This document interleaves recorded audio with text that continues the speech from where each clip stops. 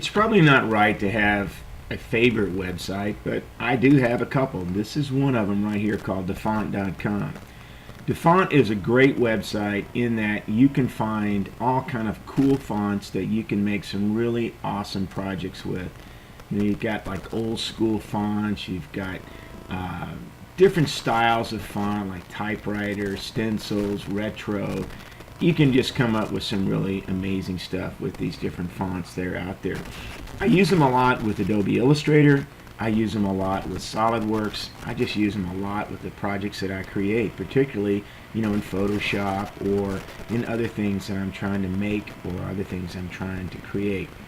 Well, on DaFont, we have a font style we want to use for our bookend project.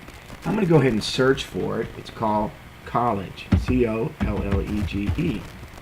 And I'm going to select and search for that particular font, and I'll tell you why here in a moment. It's going to go out there and it's going to look for that font, and here it is.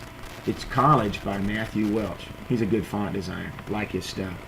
So I'm going to go ahead and select this font, and here's why. It lets me preview the different kinds of letters that I'm going to create. Like in my case, I'm going to use my initials, Richard Platt, RP. And I want to look at those large. So I'm going to go ahead and set it to large.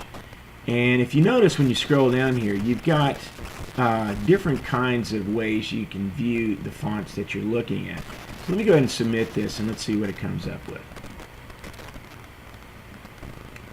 There it is. Yeah, it looks kind of neat. Now, what I now have is I have College Bold, I have College Normal, and I have College, you know, kind of narrow or condensed, whatever you want to call it, or compact. But as I scroll down even further, I can see the different styles of the individual fonts. Like particularly here it says College Bold. Now, the reason I'm selecting, I guess it's still updating here, but the reason I'm selecting these particular fonts using the College font is because of these edges right here. Notice how I've got these 45-degree angled edges and I've got these long smooth edges. Well, I need those edges to actually have a surface upon which I can weld my bookends on.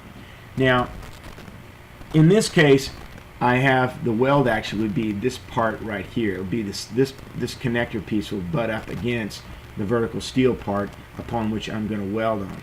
Now I can scroll down here and I can look at some of the different versions of the font, like particularly here on this R and particularly on this P. I can use those as well because that would give me more tack and more weld surface to create my vertical plates to have more structural strength. But probably for aesthetic purposes, I'm going to go with this College Bold here.